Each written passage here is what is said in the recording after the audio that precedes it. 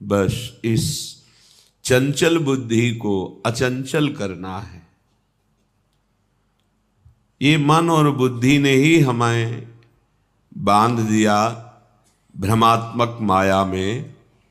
यही हमें जलाते रहते हैं, फंसाते रहते हैं। नाना प्रकार के दुख ना होने पर भी ये दुख देते रहते हैं। मय्येव मन आधत्सो मयि बुद्धिम निवेशय, भगवान का आदेश है। अर्जुन जी के सामने खड़े हैं भगवान। अगर कहे कि आप में सामर्थ्य है, चमत्कार है, तो कर लो, हम जा रहे हैं विषयों का सेवन करने, तब हम मानेंगे। ऐसा सिद्धांत नहीं, इसे मूर्खता कहते हैं। मूर्खता अध्यात्म मार्ग में आरूढ़ नहीं होने देती।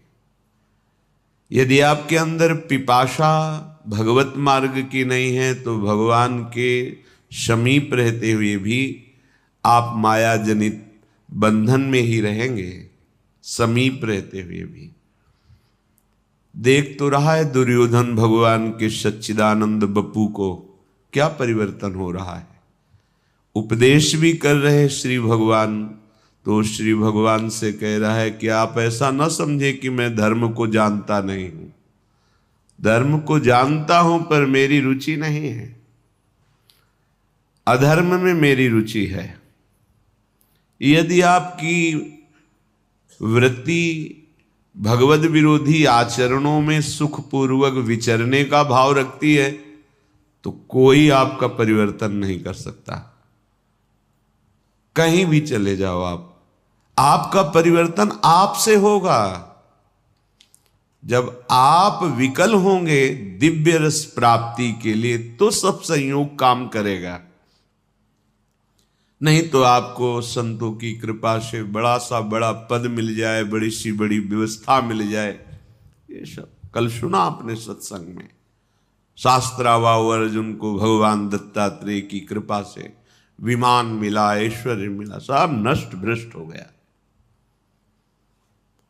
ये मन और बुद्धि भगवान में जितना हमको प्रयास, ऊर्जा, शक्ति, बल दिया है, हमें अर्पित करना है भगवान में। ये अभ्यास से होता है।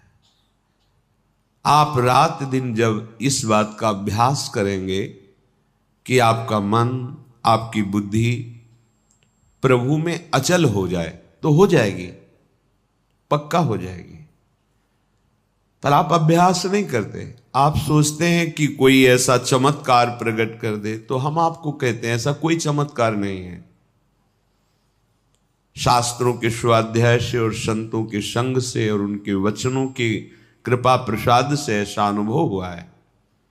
आपको करना होगा। संपूर्ण शास्त्रों में भगवत प्राप्त महापुरुषों की ही वाणी है और वो अपने निज जनों को सामने ही उपदेश करते हैं। पर वो कहते हैं कि यदि मुझे जानना है, मुझे पाना है, तो तुमको अपना मन समर्पित करना होगा, अपनी बुद्धि समर्पित करनी होगी। ये आपका कार्य है। आप अपने मन और बुद्धि को विषयों में लगाएं, मनमानी आचरणों में लगाएं, कुतर्क विचारों में लगाएं, फिर भगवदानंद नहीं। ये तो अत्यंत श्रद्धा और विश्वास से है।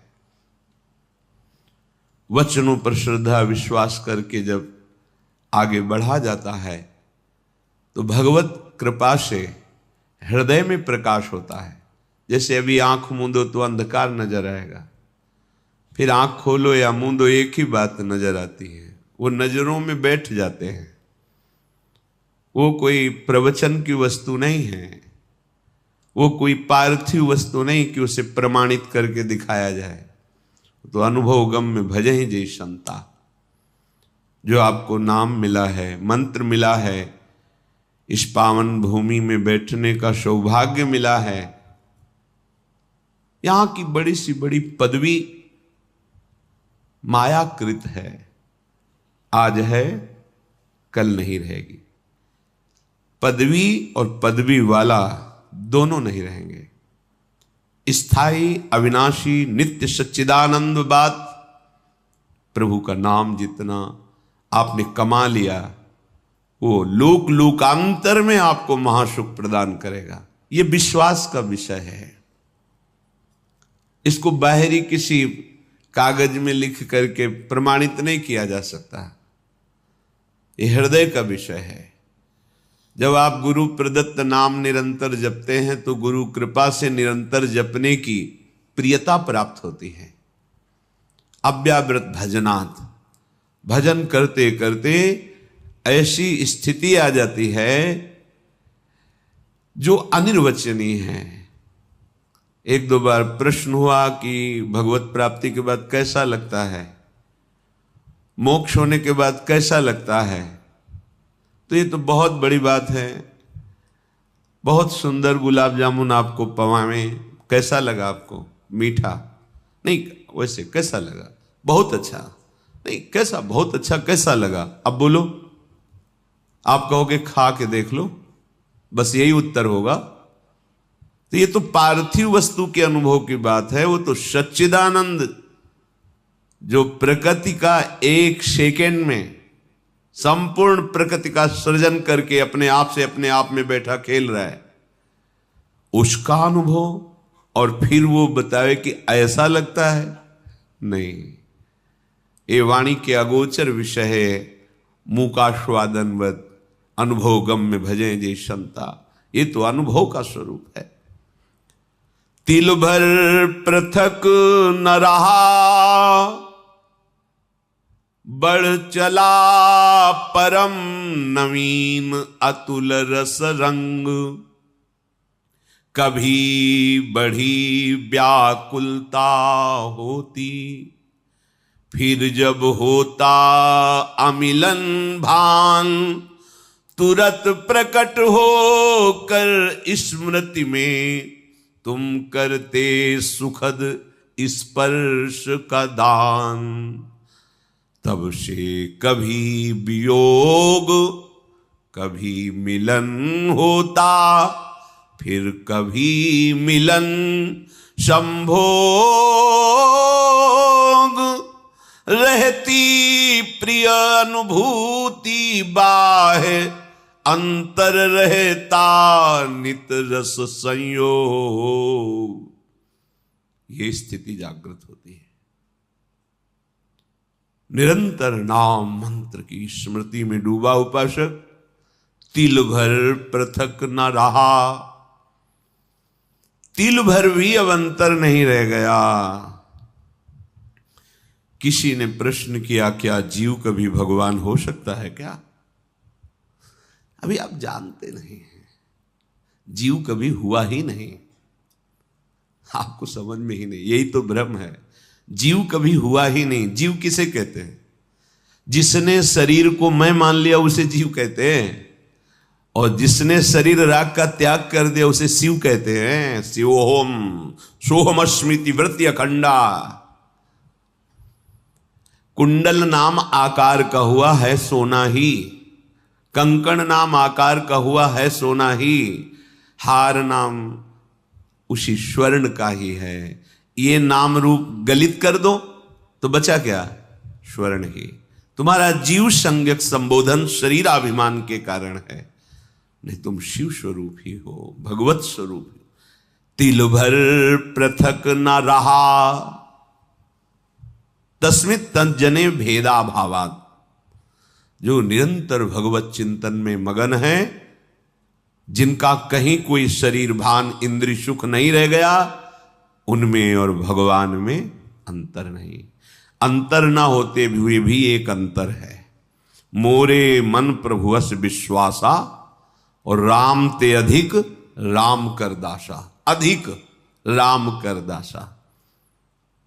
भगवान के रहते हुए भी हमारी माया की वृत्तियां नष्ट नहीं हुई, वो हृदय में अभी बैठे हैं। पर भगवान के प्रेमी महाभागवत का आश्रय लेकर उनके वचनों के अनुसार चलो तो बैठे नहीं रह सकते, यहां छुप कर नहीं बैठे रह सकते, वो प्रकाशित हो जाएंगे। बढ़ चला परम नवीन अतुल रस रंग, जिसकी त्रिभुवन में किसी से भी तुलना नहीं दी जा सकती, कैसा स्वाद है भगवदानंद? बोले अमुक जैसा, उदाहरण ही नहीं है, वो अद्वितीय है। तिल भर पृथक न रहा, बढ़ चला परम नवीन अतुल रस रंग। किससे उदाहरण दे? भगवदानंद कैसा? बोले ऐसा नहीं है ही नहीं, वो केवल अद्वितीय है, और वो केवल अनुभव में, जाने मोरी छाती वाणी भी नहीं। ध्रुवदास जी कहते हैं जिन नेत्रों ने देखा उनको बोलने की सामर्थ्य नहीं, जो वाणी बोल रही उसने देखा नहीं, कैसे बात को बतावें? कभी बड़ी व्याकुलता होती है, कब? जब एकदम भाव आया, अरे प्रभु हमसे दूर हैं, अभी अभी उन्हीं में डूबे हुए हैं। क्षण में भाव आया, मैंने तो कभी उनको एक बार भर नेत्र भी नहीं देखा। दहाड़ मार के रोना शुरू हो गया।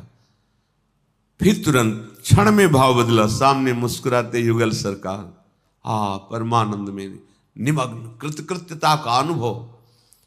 कभी बड़ी व्याकुलता होती,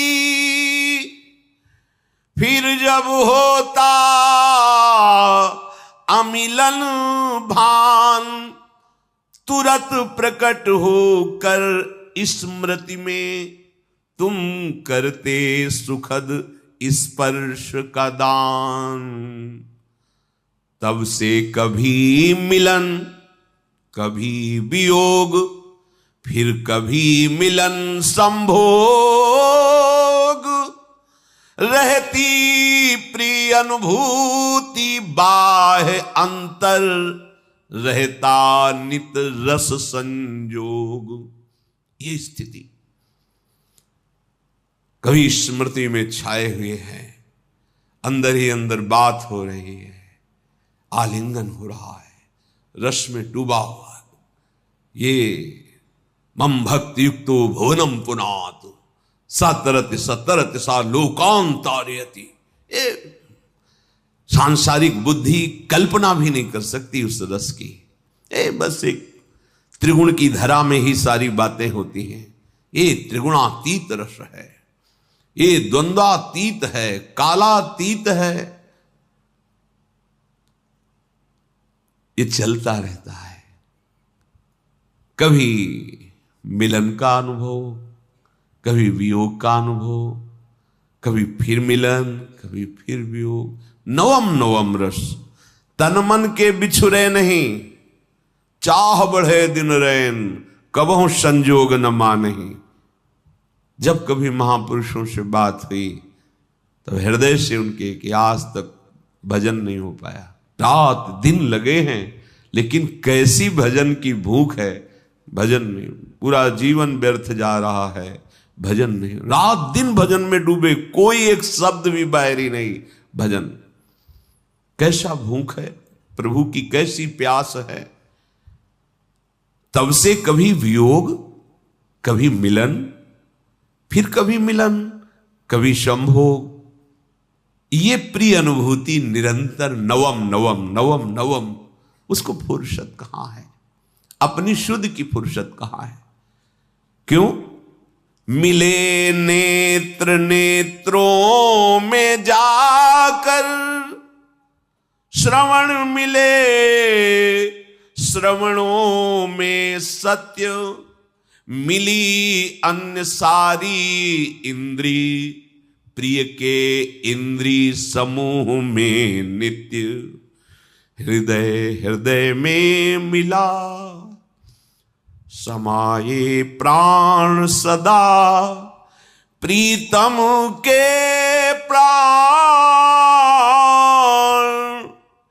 एक रूप हो गए, रहा रंचकु भी नहीं भिन्नता भान। किसको कौन समर्पित, किसमें कौन हुआ कब कैसे लीन,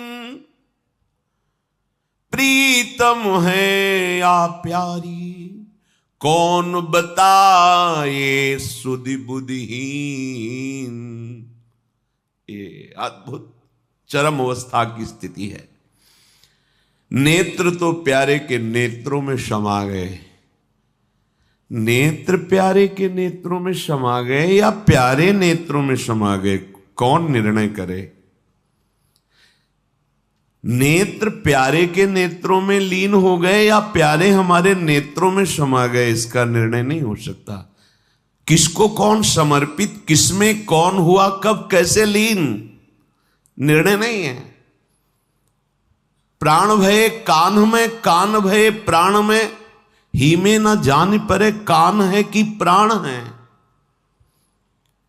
नेत्रेंद्री प्रीतम के नेत्रों में समा गई, प्रीतम मेरे नेत्रों में समा गए, क्या निर्णय करे। श्रवणेंद्री उनकी सत्य शब्द बोला, सत्य, ये श्रवणेंद्री श्रवणों में समा गई। अब केवल प्रीतम के हृदय की बात सुनाई देती है और कोई बात नहीं। सारी इंद्रियां अपने प्रीतम में लीन हो गई। प्रत्येक इंद्री प्रीतम के सानिध्य का अनुभव कर रही। हृदय हृदय में मिल गया, प्राण प्राण में समा गए, प्राण प्रिया प्रीतम हो गए। शपथ पूर्वक कहते हैं, मेरे प्राणनाथ श्री श्यामा शपथ करो तिरछे। अब न इंद्री बची है, न मन बचा है, न बुद्धि, न चित्त, न अहंकार, एक रूप हो गए, रहा रंचक भी नहीं भिन्नता भान। अब किसको कौन समर्पित, यह है महान प्रेम समाधि। अब किसको कौन समर्पित, किसमें कौन हुआ, कब लीन, इधर से या उधर से। अब इधर उधर दोनों की बात नहीं रह गई, अब एक हो गए, एक रूप हो गए, रहा रंचक भी नहीं भिन्नता भान। कैसे कोई वाणी से वर्णन करे कि भगवदानंद क्या है। ऐसे सुख में मोक्ष सुख भी हल्का हो जाता है, नगण्य हो जाता है। इसलिए ये जीवन इसी महासुख के लिए मिला है। केवल बुद्धि से शरीर व्यवहार का निश्चय, बुद्धि से इंद्रियजन्य भोगों के सुख का निश्चय, अंतःकरण से मैं की सत्ता बनाए रख करके विचरण करना, यही संसारिकता है। आप सब संसारिकता में नहीं, आप सब अध्यात्म में हैं। उठने की कोशिश करो। जहां हो, ये भूमिका स्थायी नहीं है। एक ऐसी स्थिति है जहां न हर्ष है, न शोक है, न दुख है, न सुख है, न मिलन है, न अमिलन है। न मिलन है, न अमिलन है। एक रूप हो गए, रहा रंचक भी नहीं भिन्नता भान। फिर भी चाह बढ़े दिन रैन। कैसे कोई समझ सकता है। निरंतर नाम जप, अन्य विचार शून्य हृदय। ये बहुत बार आपसे कहा है, उपासक यदि जल्दी लाभ लेना चाहता है तो दूसरों की बातों को सुनना बंद करे। हम जो सुनते हैं, जो देखते हैं, जो बोलते हैं, तीन का साधना में बहुत बड़ा प्रभाव पड़ता है। ध्यान दीजिए, आप जो बोलते हैं, आप जो देखते हैं, आप जो सुनते हैं, वही आपका प्रधान चिंतन बनता है। और चिंतन जो करते हैं वैसी आपकी स्थिति होती है। इसलिए रसना कटो जो अनरटो, निरखि अनफुटो नयन, और श्रवण फुटो जो अनसुनो। श्री राधा जी तीन के लिए का, तीन का बड़ा प्रभाव होता है और हम इन तीन पर ध्यान नहीं देते। जो मन आया वो बोलते गए। धर्म का ज्ञान नहीं, शास्त्र स्वाध्याय नहीं किया, किसी भी बड़े महापुरुष पर टिप्पणी करने में हमें कोई भय नहीं लगता। वाणी से ऐसे अपराध बन जाते हैं कि आगे उठने की गुंजाइश क्या, गिरते ही चले जाओगे। दृष्टि इतनी पार्थिव हो चुकी है, केवल प्राकृतिक, केवल प्रकृति जनित ही चेष्टा हम देख पाते हैं। श्रवणेंद्रिय इतनी मलिन हो गई है कि उसे दिव्य भागवतिक शब्दों का श्रवण करने का भाव ही नहीं आ पाता है। और ये चिदानंद मार्ग है, प्रेम मार्ग है। पहले तो ये स्वीकार करें कि हम योग्य नहीं हैं, हमारा निर्णय ठीक नहीं है, फिर हम शास्त्र और सदगुरु की निर्णय को स्वीकार करें। हमें खूब पता है कि हमें बहुत ज्ञान है, चाहे जितना तुम्हें ज्ञान हो वो प्राकृतिक ही है। चिदानंद मार्ग का ज्ञान महापुरुषों का सेवन करने से होता है, पढ़ने से भी नहीं होता। पढ़कर दूसरे को सुना दिया, वाहवाही मिलेगी, प्रणाम नमस्कार आदि आदि, पर आपको तत्वबोध नहीं होगा। महाराज युधिष्ठिर जब तीर्थ यात्रा में भ्रमण कर रहे थे तो एक दिव्य ऋषि प्रकट हुए और उन्होंने कहा कि युधिष्ठिर, चाहे बृहस्पति के समान किसी को ज्ञान हो, पर जब तक वो ज्ञान वृद्ध का सेवन नहीं करता तब तक उसे तत्वबोध नहीं होता। बहुत आनंद मिला इस बात को पढ़ के और इस पर चिंतन भी हुआ, परम सत्य है। जैसे किसी संत महापुरुषों के पास कभी कोई संत गए और ये प्रश्न किया कि अभी हमारी अमुक भूमिका पे प्रवेश नहीं हुआ, तो पूछते थे किन महापुरुष की सेवा में हो, किसकी सेवा में हो? नहीं, सेवा तो नहीं होगा, नहीं होगा। ये होता ही अनुगत होकर के है। देहाती भाषा में जब गंगा किनारे भ्रमण, कितने वर्ष लंगोटी धोई किस महात्मा की? नहीं है, नहीं होगा। ये तब से नहीं होने वाला। सुन रहे हो ना, ये जो पावन चरित्र सुन रहे हो महापुरुष, ये तब से होने वाला नहीं है। जब तक किसी भगवत प्रेमी महात्मा के अनुगत होकर उनके शासन में आपने साधना नहीं की, उनकी आज्ञा के अनुसार नहीं चले, ये बोध होने वाला नहीं। मोक्ष मूलम गुरु कृपा, ये कृपा से बोध होता है। नायमात्मा प्रवचने न लभ्या न मेधया न बहुधा श्रुते न, बहुत सुनने वाले हो, बहुत बोलने वाले हो, बहुत बुद्धिमान नहीं होगा।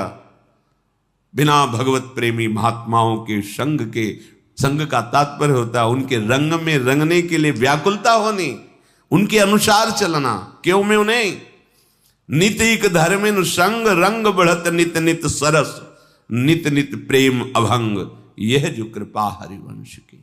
बढ़िया अवसर मिला है, जीवन को ऐसी महान स्थिति में पहुंचा दो जहां से कभी भ्रष्ट नहीं होना होता। वो अमोघ स्थिति है, सब कुछ खुले नेत्रों से दिखाई देगा। इन्हीं नैनन सब सुख देखें, अपनो जन्म सुफल कर लेखें। इन्हीं नेत्रों से, ऐसे इन्हीं नेत्रों में वो नेत्र प्रकाशित हो जाते हैं, जिसे भगवत रसिक जी कहते हैं, चश्मा नित्य बिहार को दियो बिहारिन मोए। इन्हीं नेत्रों में वो नेत्र प्रकाशित हो जाते, खुले हो या बंद हो, अपने प्राणाराध्य प्रभु को निरखता रहता है, उनकी एक एक चेष्टा देखता रहता है, उनकी एक एक वृत्ति मनोवृत्ति देखता रहता है। प्रभु की मनोवृत्ति, एक एक मन मन की रुचि जान नेह विधि, अपार आनंद। वो आनंद कहीं ब्रह्मा को भी पद में भी नहीं है भाई। इस मृत्यु लोक के सुखों की तो बात जाने दो। एक बार ये जन्म प्रियालाल के चरणों में देते हैं, दृढ़ निष्ठा करके। अब चाहे प्राण चले जाएं, ऐसा कष्ट मिले, चाहे सारा संसार हमें सम्मान दे, दोनों तरफ हमें दृष्टि नहीं डालनी, अपने लक्ष्य की तरफ दृष्टि डालनी। एक क्षण के लिए भी हम प्रभु को ना भूलें। फिर देखो आनंद, देखो कैसा आनंद आता है। इन भोग सामग्रियों के लिए आप परेशान हैं, ये मायाकृत है, तो आपके पीछे डोलेंगी। अभी आपको पता नहीं है ना, रहस्य पता नहीं है, इसलिए आप पागल घूम रहे हो इंद्रियजन्य भोगों को संग्रह करने में। अरे ये तो तुम्हारे पीछे डोलेंगे, बाधा रूप से डोलेंगे, तुम्हें बाधा पहुंचाने के लिए। जिनकी तुम आराधना करते हो भोगों की, वो भोग तुम्हारी आराधना में बाधा पहुंचाने के लिए आएंगे।